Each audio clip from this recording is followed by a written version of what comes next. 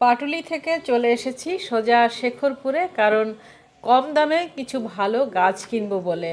আমাদের ওখানে গাছের দাম বেশি, তাছাড়া অনেক সময় সব ধরনের গাছ কিনতে পাওয়াও যায় না। দেখি কি পাওয়া যায় এখানে। তবে শেখরপুরে একদম রাস্তার কাছে যেগুলো, সেই নার্সারিগুলোতে ঢুকে আমার মনে হলো দাম বেশি, তাই একটু ভেতরের দিকে এসেছি আজকে। বাবা, এটা তো বিশাল বড় একটা নার্সারি। তাহলে চলো এর মধ্যেই ঢুকে পড়ি। এগুলো কি বেল ফুলের চারা দিয়েছে। লোকজন তো সেরকম দেখছি না, আর একটু সামনের দিকে যেতে হবে। আহা, কত গোলাপ গাছ এখানে, প্রচুর গোলাপ ফুটে আছে। গতবার সেই মনে নেই, এই শেখরপুর থেকে 20 টাকা করে গোলাপ চারা নিয়ে গেছিলাম, যা আমাদের ওখানে 200 টাকা করে দাম। কিন্তু কাকে জিজ্ঞেস করব, কাউকে তো দেখছি না।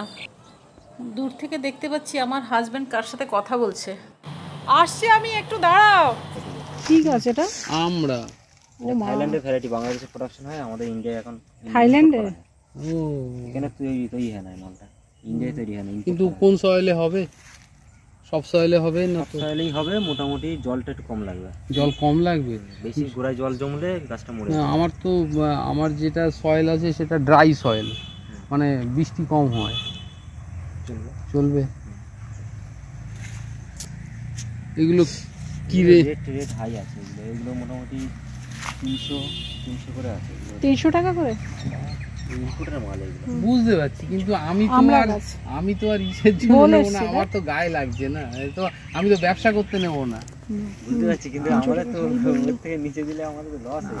আমার তো ব্যবসা না, মুশকিল তো এটা। আমার তো জমিতে লাগাবো বাড়ির জন্য। একটু কম করো বাবু। কটা নেবেন বলেন? ঠিক আছে, যদি পছন্দ হয় তো আগে দেখি। ঠিক আছে। এই একটা আমরা নিচ্ছি, বুঝলে? একটা আমরা পুরুলিয়া। হ্যাঁ, আর জামরুল নেবো দুটো। একটা হাইট দেখে নিতে গেলে এরকম হবে। ভালো দেখে একটা আমরা চারা দাও। আমার হাইটের দরকার নেই, আমার ভালো দরকার গাছের। এটা কত আপনি মানে নিচে বসাবেন কি মাটিতে? হ্যাঁ, মাটিতে বসাবো। নিচে বসাবো। আমার ভালো গাছ দরকার।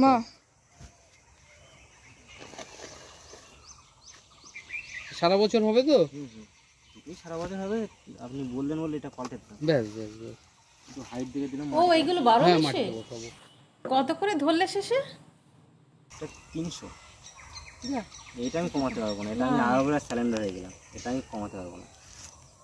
ওইগুলো আমি তাও 10-20 টাকা করে কমিয়ে দিচ্ছি, এইটা আমি পারবো না, কারণ এটা ইম্পোর্টের মাল আমার। এটা কোথাকার? এটা বাংলাদেশের থেকে। ও, এটা বাংলাদেশের, তাহলে তো নিতে হবেই। এমনি বর্ডার পার হতে গেলেই 25 টাকা চলে যায়। তা তো নিশ্চয়ই, তোমাদেরও তো দামে পোষাতে হবে। কিন্তু গ্যারান্টি তো মালটা? মালের গ্যারান্টি আছে নিশ্চিতভাবে, কারণ এখনো আমরা এই 5-6 বছর ধরে করছি, এখন আমাদের রিপোর্ট তো পড়ে যাবে এবার। না, বল পড়বে না। 5-6 বছর ধরে রিপোর্ট আসেনি এখন। ঝুড়ি এরকম ফল হয়, যেমন বন যেরকম আমরা যেমন ফল হয় না, ঠিক তেমন মানে গোড়ায় মানে গাঁটে গাঁটে ফল হবে।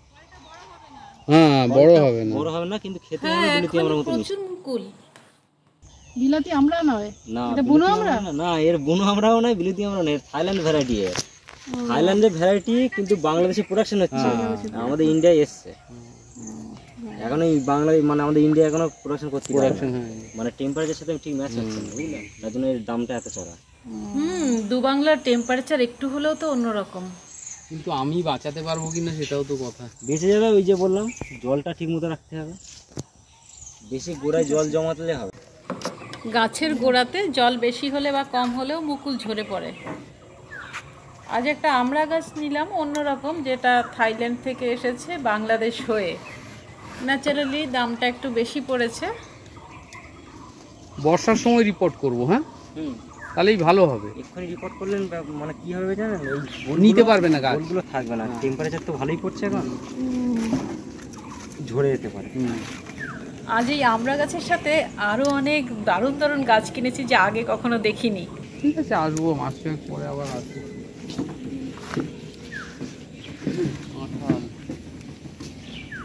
এরপরে আরও কয়েকটা গাছ দেখাবো, যেটা কিনেছি খুবই কম দামে, এবং গাছগুলো কিন্তু বললাম যে আগে দেখিনি। না, ভুল বললাম, মানে সব গাছ নয়, কিছু গাছ আগে দেখেছি, তবে এত কম দামে দেখিনি। আর কিছু গাছ রয়েছে বিদেশি। টোটাল কত টাকা হলো এখানে? এখানে আপনার কাছে 1000 বললাম না? 1000। বন্ধুরা, আগামী পর্বে আমরা দেখাবো যে 1000 টাকায় আমরা কি কি গাছ কিনলাম এবং তার পরিচর্যা সম্পর্কেও জানতে পারবো। সবাই খুব ভালো থাকবেন আর গাছের যত্ন নেবেন। খোদা হাফেজ, নমস্কার।